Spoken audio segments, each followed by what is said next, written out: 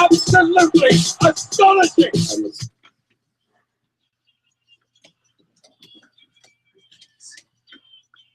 USA, go! Oh, thank you, Ian Dark, for taking us on the other football. This is WNYU 89.1 FM. Actually, no, I'm sorry. This is just WNYU.org. Yep. I got so used to being on FM. Man. I missed that. Hopefully, we'll get back on in the summer. Yeah. You're listening to the other football. We're here to talk about English Premier League soccer today. My name is Justin Block, and I am joined as always by the one and only Rohtas Wadera. Now, Rohtas, you're especially prideful today, right now. Yes, sir. Do we have to talk about? Yes, this? we do. I mean, I recall the same conversation happening back in November when United won 3-0, and you said the exact same thing. What'd I say? Do we have to talk about it? Because it was a similar result. But do you recall the conversation we had last night?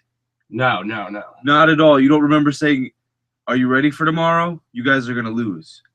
That was what you said to me last night. Clearly, you caught me when one too many glasses of Irish whiskey. Nah, you were saying it before the whiskey. You were saying it. All right, you know what? Whiskey. Fine. I admit it. I admit it. You better. I admit it. Okay. Rohtas, I thought we were gonna win today. I was a little worried myself, so it's not like I can sit here let's backtrack a little bit and get everyone caught up. Liverpool and Manchester United played today. Liverpool Man U, arguably the greatest rivalry or the most intense rivalry on the English Premier League soccer calendar. Mm-hmm. It came coincidentally the same day as El Clasico, Spain's biggest fixture. Right. What a great day on Sunday. Great day for soccer. March Madness this weekend for soccer for sure. Yes. But this match was especially important. Now it's been a while since Liverpool Manchester United game meant so much to both sides. I think you really have to go for a top 4 spot. Absolutely. I think you really have to go back to I want to say the 2008-2009 season when Liverpool I think went to Old Trafford and beat you guys for the title. Mm-hmm. And then you guys ended up winning the title anyway. Yeah. So yeah, it's been like what 6 years since the Liverpool Manchester United game played at this stage in the season has meant so much. Back then it was for a title, now it's for a top 4 spot. Mm-hmm. Going into the match, Liverpool were only 2 points off Manchester United. Liverpool they could have leapfrogged. Yep, could have leapfrogged. Liverpool. I thought we were going to take this, man. Mm-hmm. Really, ever since Liverpool lost to Manchester United 3-0 at Old Trafford back in December, was it? November. That was ever since then. Liverpool have been the best team. Their season changed. Yeah. I mean, unbeaten in that stretch. 10 wins. Liverpool haven't lost at home even since before that. You have to go back to November against Chelsea. Absolutely. So this is literally the hottest team in England coming against Manchester United, a team that maybe just figured themselves out a week ago. Right. Absolutely. What happened a week ago that caused Manchester United to come from a side that everyone thought would be lucky to get a point out of today to taking 3-4 points. This was such a huge result to be able to go to Anfield and get a result. I couldn't be happier. This is something that has been a long time coming in. I think Van Gaal has finally figured something out here. So what was the switch he made? Because you guys have mainly played back 3 all season, experimented with some back 4, but what's kind of won out? He's gone with the back 4. He's decided to solidify things, and the biggest change was putting Daley Blind at left back. Yeah. And we were talking on the way here. Ander Herrera has looked absolutely phenomenal. The pass he had today with the assist to Juan Mata was picture perfect. Yeah. Let's talk about Ander Herrera a little bit because he's a player that was signed for big money in the summer. And like a lot of United starlets that were signed in the summer, he really hasn't been involved as much as one would hope. But he suffered some injuries. He's back in the side now. But paired with Michael Carrick in midfield, they look good together. Yes, this could be a wonderful pairing. Carrick kind of just sits in there, acts as the pivot, does the dirty work, passes well. And Herrera, I think, is very flexible. Today, I was seeing him interchange with Juan Mata very well. He makes intelligent off-the-ball runs. Yes. And then, obviously, the first pass that he played to Juan Mata played a great assist into Juan Mata, and United got the first goal out of it. So he did everything for them today. He's so technically gifted. Right, playing him with Carrick, the two of them just stabilized things. All the midfield issues that we talked about earlier in the season, just how they were getting dominated by, team after team. Right. Michael Carrick signed a 1-year extension with his, on his contract. So he's an important part of this team, I've said numerous times. So having that pairing there was key. He's the last holdover from really the great Fergie midfield. Exactly. And it was a very underrated signing bringing him in from Spurs. But we also mentioned now that Fellaini has a little bit more room to operate. Oh, he's actually looked like a player now. Exactly. I mean, whether Juan it's Mata and Fellaini, two players who, were on the outside looking in this summer with all the new recruits. They've now worked themselves into the Van Gaal side, and they're arguably your two most important players, going forward. Yes, I would agree with that. And Fellaini has really become that safety valve, that guy that you can go to, whether it's in the air at any point. He's pretty much bigger than every guy you put with him in the midfield. So he's going to win that header. Playing him right off Wayne Rooney at striker is huge, too. I feel like Fellaini is just like that big, immovable target, that big tree in the center that you can just throw the ball into, and he'll get it to somebody. Right, he's just so big. We're starting to see a more balanced attack and he killed Emre Can today. Absolutely. On numerous occasions, you're seeing a much more balanced attack and the ability to link passes throughout the entire team, being able to pass with a purpose and possess with a purpose. And that way, they were able to attack. And that's, I think, the biggest thing. We finally had some continuity back-to-back weeks where the side was unchanged. Angel Di Maria, obviously, was not in the game. He came off the bench. And that worked out pretty well. So, I mean, because we don't know about the status of Angel Di Maria, and I don't think he's going to stay. It doesn't seem that way. But the way the team looked, they were able to attack much more, and it's more. And now it just looked more instinctual out there. Guys just looked, they looked and felt it out there on the pitch, and the way they passed the ball about was phenomenal today. They did a great job. And yeah, I really couldn't be happier. I think Rooney's starting to, with RVP out. It'll be interesting to see where Rooney is going to play now, once RVP gets back into the lineup. Because Van Gaal could easily just shift him back to center mid, but I feel like the continuity you guys have found in your side is something that you don't want to disrupt. Right, and with these last 8 games, and we're playing City and Chelsea coming up, you'd have to feel a little bit better about this team's chances in terms of being able to get results against them. And I think very importantly, this is an underrated point with this side. You have players like Mata, Fellaini, Herrera, Dali Blin coming into the side. Ashley Young now too, really coming on in this last month. Starting to play well. These are players who, for the first 4 or 5 months of the season, did not play. So these are fresh legs going down the stretch. And I think, from a Liverpool's perspective, that was what was telling for me today, because for the first 35 minutes, United bossed Liverpool around on their home ground. I feel like United's intensity was at another level. Their energy was at another level too. And I think you're seeing with Liverpool is a side that hasn't been rotated very heavily since Brendan Rodgers sort of found this formation, going with the back three. He's gone to 3-4-3, and with that, Liverpool suffered some injuries, so there's been some rotation in the squad, but overall, Liverpool's key men have played every single match this season. Right, and one of those guys, especially Alberto Moreno, who got worked today by Juan Mata. He did. I mean, Juan Mata just walked him like a dog today, man. Right. On both goals, Alberto Moreno just completely lost out of position. Juan Mata walks right in with a great finish. He's looking to attack. You could see him. He's keeping his eyes on where Valencia is. Right. All it takes is 2 or 3 steps forward to be out of position, and before you know it, I mean, and they're in behind, and he's finishing. Moreno's a player that has been out of position more than on one occasion this season, just getting way too far forward. And I mean, the quality's there. I mean, the kid can play. Yeah, I mean, he's clearly developing. His final ball in the final third was not there today for him. I was a little bit disappointed with Moreno's performance overall, but Liverpool's key performers like Philip Coutinho, Raheem Sterling, Jordan Henderson, these guys who have played basically every single game this year. Right, and they're tired, man. Right. These are young players who are tired, especially in the case of Coutinho and Sterling. Yeah, and there were some opportunities there for them in the game. They were. Yeah. Diaz did take that one chance. Yeah, he did score, but I think the biggest was Adam Lallana's missed chance. Right. Because whoever was going to score first in this game would set the tone for the rest, obviously. And Lallana had a chance to really get one back there. That could have been a huge momentum. That was. I feel like that was Liverpool's only really killer passing movement. Jordan Henderson found Daniel Sturridge on a wonderful cross. Diaz laid it off for Adam Lallana, who was streaking down.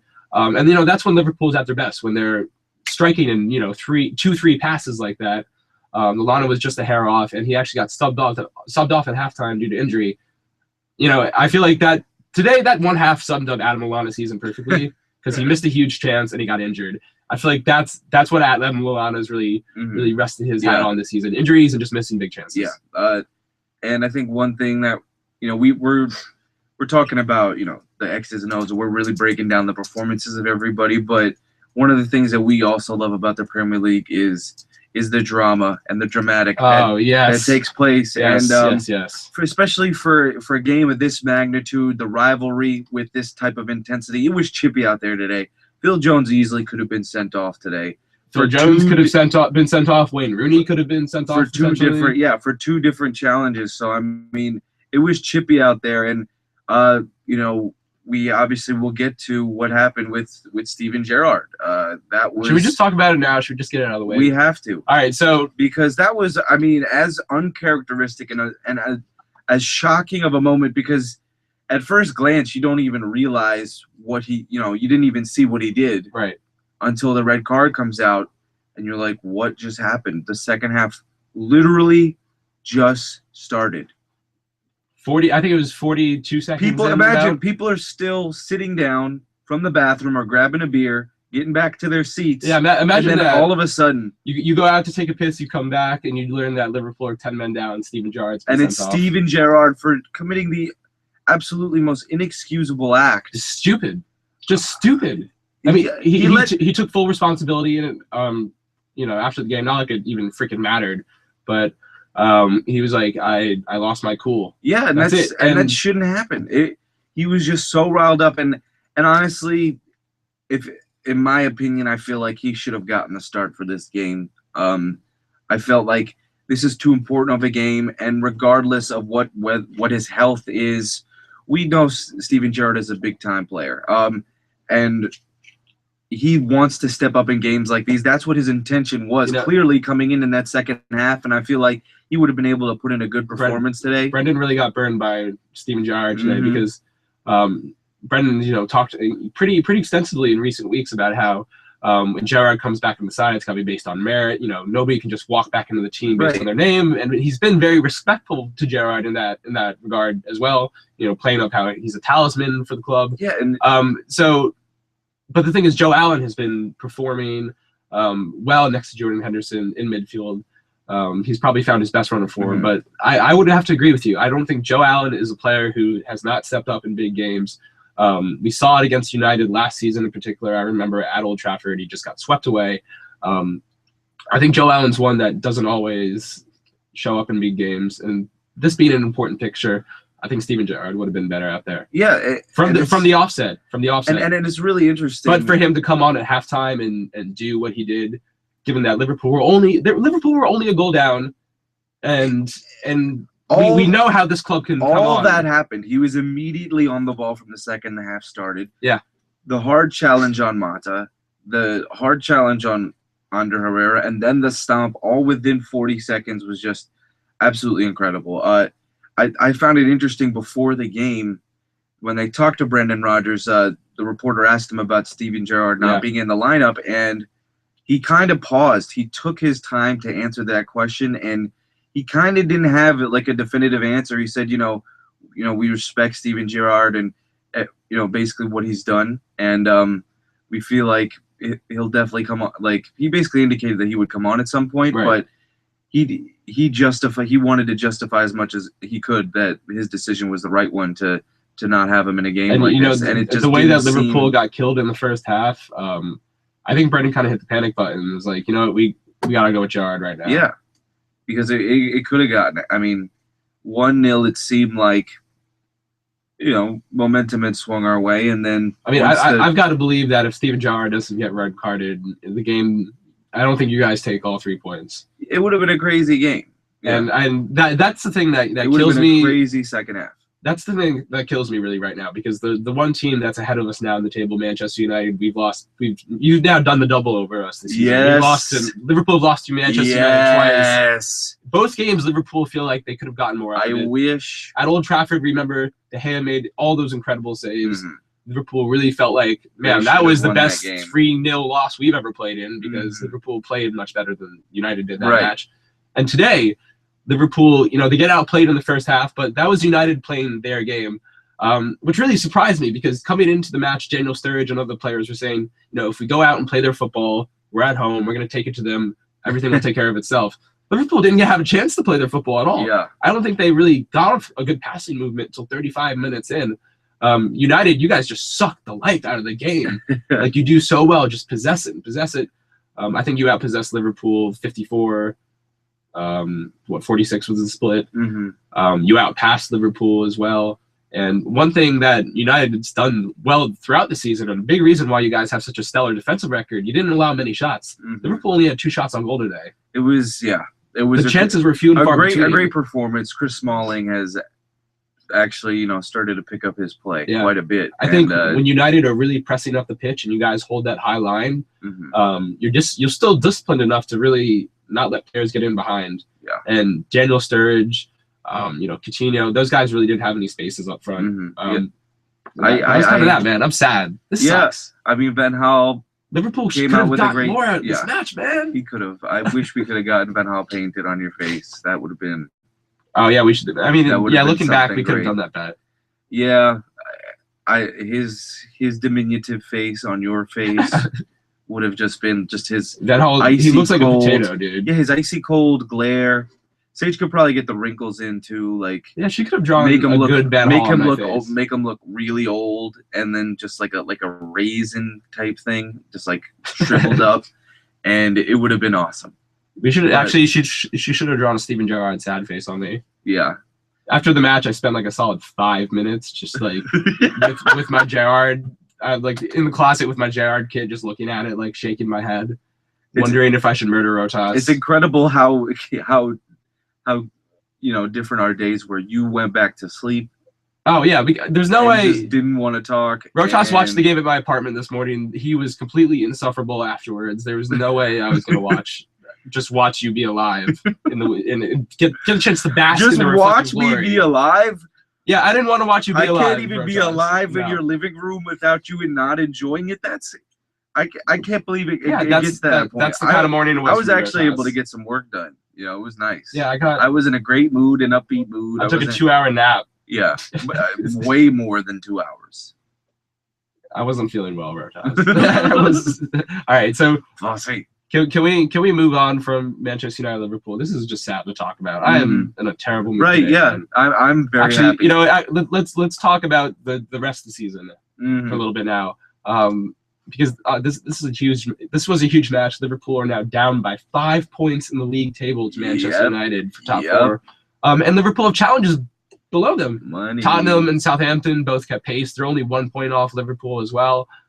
Be careful. So Liverpool, they could get usurped for that 5th spot, which would be crazy. But the thing is, could it all be unraveling for Liverpool? No, because we need to go to the schedule. Because Manchester United still has to play Chelsea, you still have to play Manchester City, you still have to play Arsenal. There are landmines, and you have to play Crystal Palace, who's looking great.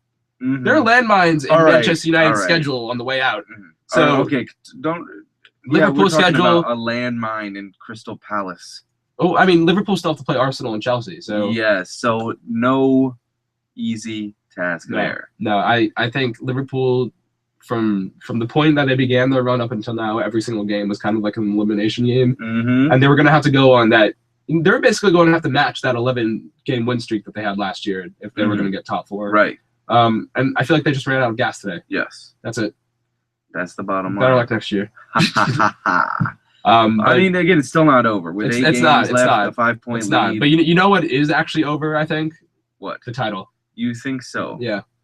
Chelsea, I cannot believe it, again slipped past. Yep, so now another game. Chelsea is now 6 points clear of Manchester City for the league title, and they have a game in hand, so yeah, I mean, that's kind of it. Everything's falling into place for the Blues. The fact that you can bring everything's working for them because you can bring, like Remy, a sub off the bench, a guy who, when you need to have a goal, when it was 2-2 in a game that seemed destined for a draw, and you need a goal to kind of put yourself in a great position, Remy comes through. Again, it was the best of goalkeeping from Alan McGregor, but Remy is that type of guy that pops up in those spaces and can put a good finish into the back. I mean, Remy's a quality backup, top 4 or worthy center forward. Right. So if he could play anywhere right now on the table and score 50 goals. That happened to be the difference because Hull City and all, absolutely deserved a result from this game.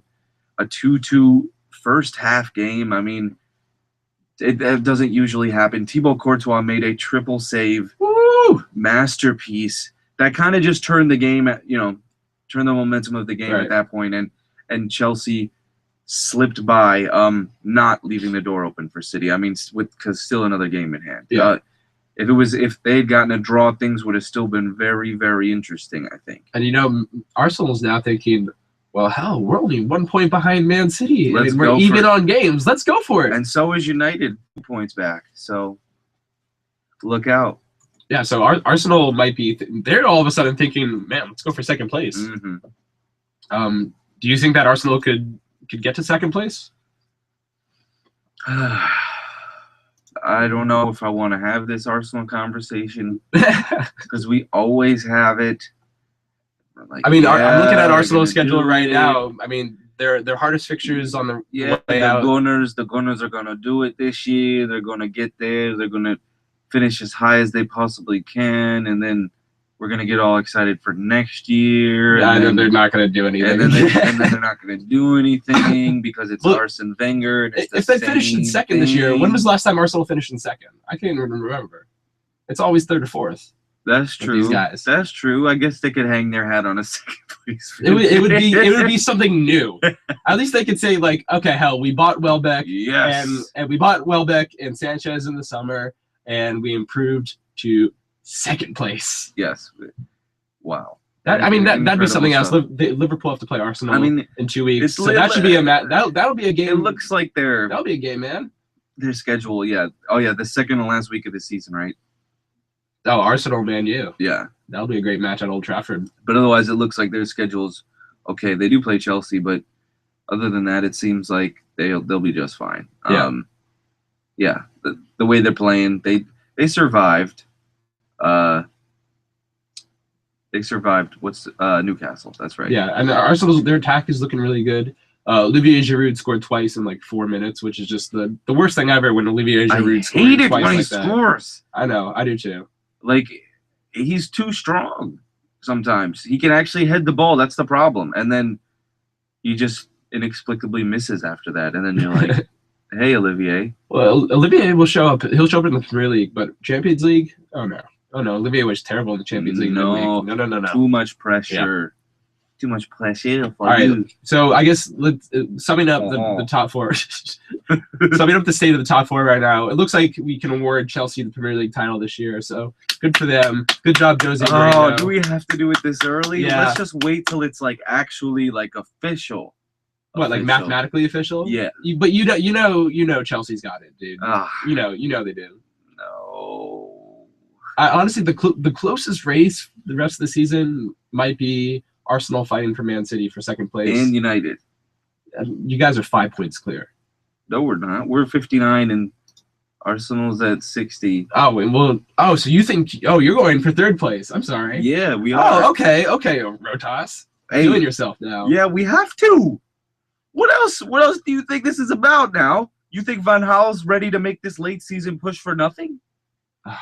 You're insufferable. This team's going to go on a run now. You just watch. Yeah. You just watch. Van Gaal now that he's figured it out. It took 29 games to figure it out, but now that we have the lineup that we have in place, you still have one of the hardest schedules in the Premiership. Yes, we do. The rest of the season out. We do. But remember how we said Tottenham and Liverpool were both pitfalls? They won both those games, just saying. So they've been 2 for 2 so far. And I mean, yes, tough matches to come, but you could be right. I think so much has been made of the fact that after a really bad first half of the season for Liverpool, Brendan Rodgers switched to the 3-4-3, found the formation that worked for a squad. They worked hard on the training ground, and that's what's worked out. Do you think by the end of the season we could be looking back on United's really permanent switch to the back four as the point where that was the watershed moment for United season when everything just clicked? Yeah, I think it will be. I think it absolutely will be. And it's going to be interesting to see what's going to happen at left back if Daley Blind is actually going to play in that role for a while. I mean, I think he'll stay there for now because we have Marcos Rojo that can play there. He did come on today too as well. And then Luke Shaw. It's like Well, I think Luke Shaw is definitely the long-term answer at left back. Y'all didn't spend what 30 million pounds on him to not play left back. Dolly Blind's a serviceable left back. He's pretty good right now. Righty can still play on the left side. He fits. Defense. He absolutely fits with what they're trying to do right now. Another calm passer in the midfield in that area of the pitch. So, absolutely. I think one thing to look at United going forward is you guys don't really have much width to me, though. Yeah, that's a worrisome thing, but that's what when Juan Mata isn't playing well, that's why Ashley Young and Antonio Valencia are in the game, because they will get forward and put crosses into the box. So there are those options there. Obviously, Di Maria can do that as well. Of course. So I think options are there, and I think now that you have Mata cutting on the inside and you can have Valencia making overlapping runs and Ashley Young making overlapping runs around Dolly Blind and whatnot, things are going to start looking a little bit more fluid with this team. And again, hopefully things don't change. But you never know. I hate Manchester United, man. Why'd you have to come out and do what you did today? We did it. That was nice. It was awesome. It was so great. Waking up at 9:30. I was watching the coverage like an hour before. I was getting all excited. I watched the Premier League download, Manchester United, Liverpool, just like the rivalry, how it started, all the best moments. Every dog has its day, Rohtas. And this will absolutely be added to the list the day that Steven Gerrard stomped on Ander Herrera's calf and got sent off. What is 34-year-old Steven Gerrard getting grassed out for? In his last ever game of the rivalry. Oh, we don't know that for sure. We all know Gerrard's coming back. He's not coming back next year. Next year, maybe 5 years from now when he's set up with the MLS. He'll come back next year. No, he won't. Yes, he will. I'm willing to bet you that at this time next year, Steven Gerrard will only just now be going back to the Galaxy. You mean the second? Wow, really? I think after the I thought he was going once the Premier League season ended. What do you mean? Once the Premier League season ended, is he going to LA to play? He's going to LA to play. I'm just saying after the MLS season ends, he's going to go back. He'll come to Liverpool in the winter, and then he'll go back in the spring to LA. Actually, you know what? This think about what you're saying for a second. Do you want him back? Well, no. You know what? I thought about what I said, and although it would make sense for Steven Gerrard, Liverpool legend, to come back on loan to play for Liverpool in the winter, as some other Premier League guys have done, a la Henry and Lampard and even Tim Cahill, I believe. Steven Gerrard, once he gets to LA, is not going to want to go back to a Merseyside winter. Yeah, I forgot about that. It happened. I forgot. Gerrard is going so Hollywood. Summer is coming. So Hollywood. Hollywood is coming. Summer. He's going to be like Beckham and just never go back. He'll be like, man, this life is too good. Because America is America. I mean, it's LA. Jurgen Klinsmann was like, I'm going to do the same thing. Steven Gerrard had to stare at the northwest of England his entire life, and he's going to live in LA at age 34. Yes, as a soccer dad. Oh, he'll love every second of that. Bless up for Steven Gerrard. The sunshine. Liverpool. Let's get on to our last segment of the day. Oh, Liverpool. Did you just call me Liverpool? Yeah, I looked at you and I said Liverpool. Let's get on to our last segment of the day. Wow. Do you see this crest? Do you not? All right. Rohtas, has Nigel Pearson been sacked yet? No, but I mean, the team has been putting in a pretty good fight. A 4-3 loss to Tottenham. Upsetting because Harry Kane got another hat trick. Probably the luckiest hat trick I've ever seen. Is Harry Kane good? I feel like we'll find out next year. We'll find out next year. We got to give him props for what he's done. I mean, he's the Premier League leading goal scorer. Right, tied with Diego. I think we'll find out next year if Harry Kane's any good. Yeah, I don't know. I don't want to rate him too well. And it seems like with that loss, Leicester's pretty much done. I mean, they still have an opportunity, but they actually have to win games. So no, they're not. Four wins. Sunderland's in trouble. I think our boys Burnley can dig themselves out. I'm going to be rooting for Burnley to dig themselves out because they run way too hard, and I respect. Sean Dyche does a great job with that team. I would really like to see, Aston Villa go down. Yeah. Oh yeah. I'm just rooting for Aston Villa to go down because it is not right that they've only scored 19 goals this season. City can come up. Birmingham City. Yeah. Absolutely. Birmingham City. But we gotta get an El Clasico update before we go. What's the score? Oh, El Clasico. I believe Barcelona was leading 1-0. What, when Right, 20 minutes in. It's 1-1 now at halftime. Cristiano Ronaldo. So that's all we have for the other football today. Thanks for listening in, everyone. We're going to go watch some El Clasico right now because today sucks.